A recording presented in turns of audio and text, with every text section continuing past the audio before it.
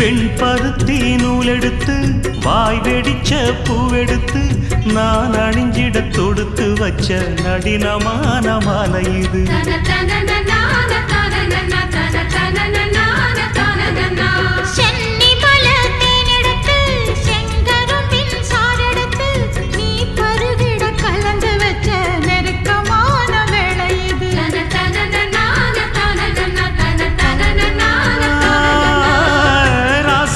உடம்பிருக்கும் ரவிக்க துணி நானாக அன்னாடம் சூடி கொண்ட ஆசை வச்சாகாதா.